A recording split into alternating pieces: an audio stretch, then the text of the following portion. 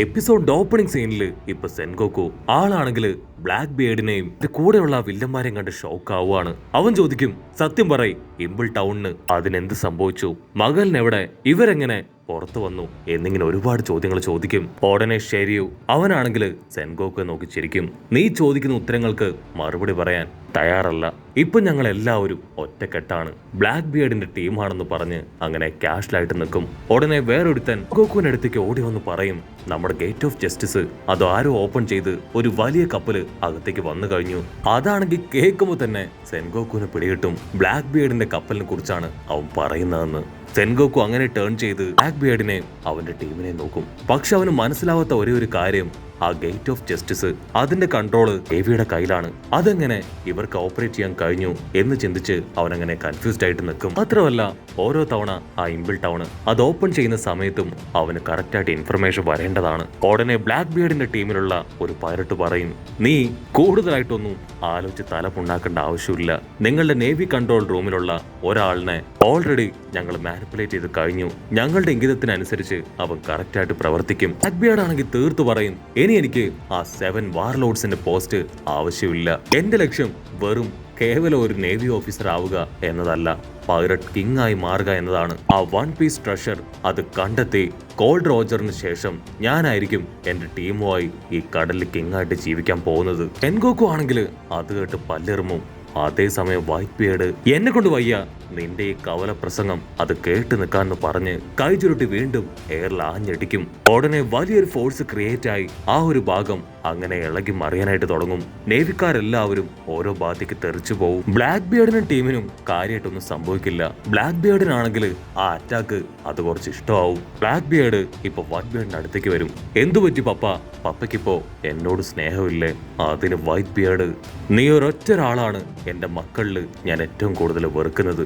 എന്റെ മകനാണെന്ന് പോലും പറയാൻ ഞാൻ അറയ്ക്കുന്നതും വെറുക്കുന്നതും നിന്നെ മാത്രമാണ്. സ്വന്തം സഹോദരനെ കൊന്ന് എന്റെ കപ്പലിലെ ഗോൾഡൻ റൂള് അത് ബ്രേക്ക് ചെയ്തവനാണ് നീ.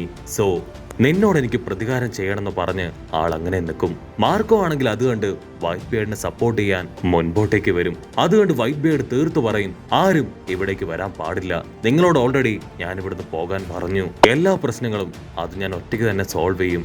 ഇന്ന് എന്റെ ദിവസമാണെന്ന് പറഞ്ഞ് ബ്ലാക്ക് ബിയേർഡിനെ നോക്കും. ഉടനെ അവർ രണ്ടുപേരും ഫൈറ്റ് ചെയ്യാനായിട്ട് അവരുടെ പവറൊക്കെ എടുത്ത് തയ്യാറായി കഴിഞ്ഞു. ബ്ലാക്ക് ബിയേർഡ് ആണെങ്കിൽ അവന്റെ ഡാർക്ക് പവർ കയ്യിലെടുത്ത് ഇപ്പൊ വൈറ്റ് ബിയേർഡിന് നേരെ വലിച്ചെറിയും. ഈ ഒരു പവറിന് വേണ്ടിയാണ് നിങ്ങളുടെ മകനെ, എന്റെ ടീംമേറ്റിനെ ഞാൻ ഇല്ലാതാക്കിയത്. നിങ്ങൾക്ക് ഈ പവറിന് മുൻപിൽ പിടിച്ചു നിൽക്കാൻ പറ്റുമെന്ന് അവൻ ചോദിക്കും. വൈറ്റ് ബിയേർഡ് ആണെങ്കിൽ എന്തെങ്കിലും ചെയ്തതിന് മുൻപ് തന്നെ അവന്റെ ബ്ലാക്ക് പവറിൽ പെട്ട് ഇപ്പൊ പതിയെ പതിയെ താഴേക്ക് പോകാനായിട്ട് ആരംഭിക്കും. ബ്ലാക്ക് ബിയേർഡ് ആണെങ്കിൽ അപ്പോഴും വൈറ്റ് ബിയേർഡിനെ ഇൻസൾട്ട് ചെയ്യും. ഓ, നിങ്ങളുടെ മകന്റെ ജീവൻ അത് നിങ്ങൾക്ക് രക്ഷപ്പെടുത്താനായില്ലല്ലേ? ആക്ച്വലി എയ്സിനെ കൊല്ലാതെ ഞാൻ ബാക്കി വെച്ചത് നിങ്ങൾക്ക് അവനെ രക്ഷിക്കാൻ വേണ്ടി മാത്രമായിരുന്നു. നിങ്ങൾക്കൊരു കാര്യം അറിയോ, എന്റെ ഏറ്റവും വലിയ ആഗ്രഹം നിങ്ങളെപ്പോലെ ആയി മാറണമെന്നായിരുന്നു. പക്ഷെ എനിക്കിപ്പോ നിങ്ങളെ കഴിഞ്ഞ് കൂടുതൽ പവർ ഉണ്ട്. വൈറ്റ് ബിയേർഡിനാണെങ്കിൽ അത് കേട്ട് കൺട്രോൾ പോവും. ആള് വീണ്ടും പവർ അങ്ങനെ നിലത്ത് ആഞ്ഞടിക്കും. നോട്ടിയിടയിൽ ബ്ലാക്ക് ബിയേർഡ് അവന്റെ ഡാർക്ക് പവർ ഉപയോഗിച്ച് വൈറ്റ് ബിയേർഡിന്റെ പവർ അബ്സോർബ് ചെയ്തെടുക്കുകയാണ്. അവനിപ്പോ വൈറ്റ് ബിയേർഡിനെ പിടിച്ചു വലിച്ച് ആളുടെ മുഖത്തും വയറ്റിലും ഒക്കെ ആഞ്ഞടിക്കും.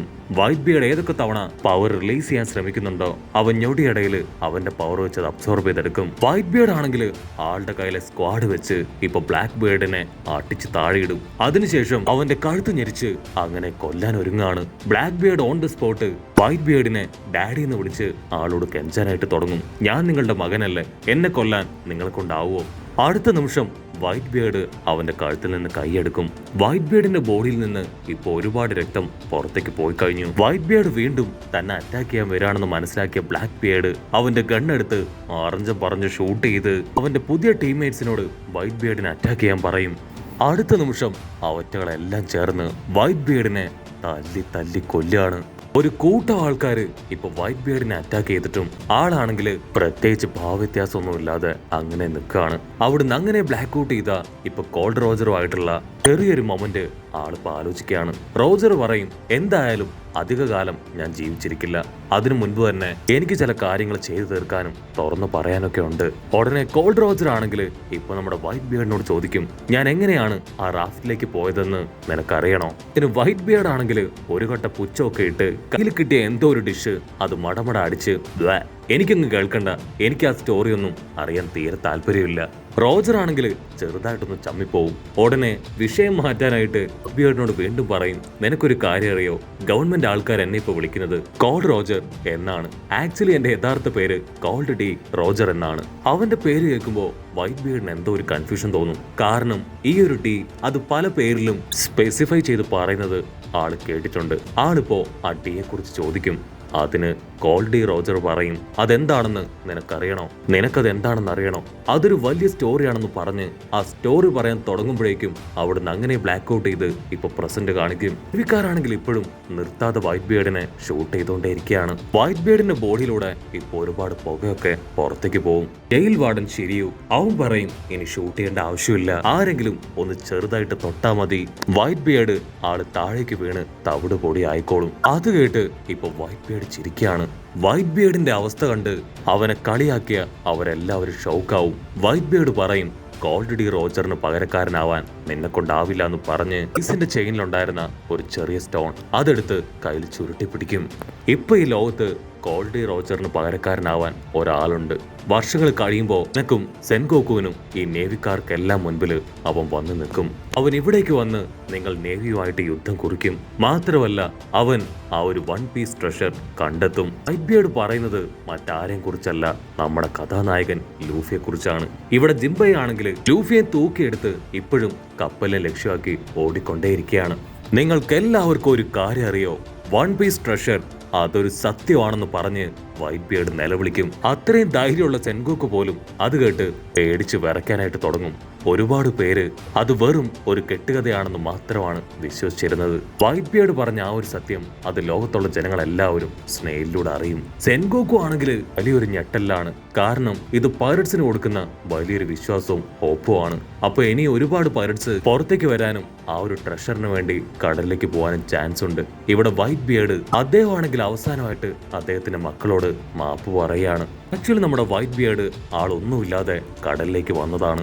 ഒരുപാട് കഷ്ടപ്പെട്ടാണ് കടലിൽ സർവൈവ് ചെയ്തതും വൈറ്റ് ബിയേർഡ് എന്നൊരു വലിയ പേരുണ്ടാക്കി അവിടേക്ക് ഒരുപാട് ആൾക്കാരെ കൊണ്ടുവന്നതും. മാത്രമല്ല വൈറ്റ് ബിയേർഡിന് ട്രഷറിനോടൊന്നും യാതൊരു താല്പര്യവുമില്ല. അദ്ദേഹം ചെറുപ്പം മുതൽ ട്രഷറായിട്ട് കരുതുന്ന ഒരേ ഒരു കാര്യം മാത്രമേ ഉള്ളൂ, അത് അദ്ദേഹം അദ്ദേഹത്തിന്റെ ടീംമേറ്റ്സിന്റെ അടുത്തും തുറന്നു പറഞ്ഞിട്ടുണ്ട്. മറ്റൊന്നുമല്ല, ഒരു നല്ല ഫാമിലി. അത് അദ്ദേഹം പറയേണ്ട താമസം അവരെല്ലാവരും പൊട്ടിച്ചിരിക്കും. കാരണം അവർക്ക് വലുത് ഫാമിലിയോ ബന്ധങ്ങളോ ഒന്നുമല്ല, ട്രഷറും സ്വർണവും പണവും ഒക്കെയാണ്. കട്ട് ചെയ്ത അവസാനമായിട്ട് വൈറ്റ് ബിയേർഡ് എല്ലാവരോടും യാത്ര പറഞ്ഞ് തന്റെ ആത്മാവിനോട് തന്റെ കയ്യിലുള്ള ആ ഒരു സ്റ്റോണ് അത് താഴേക്കിടും. ഓടിക്കൊണ്ടിരുന്ന ജിംബൈ ആള് തിരിഞ്ഞു നോക്കും.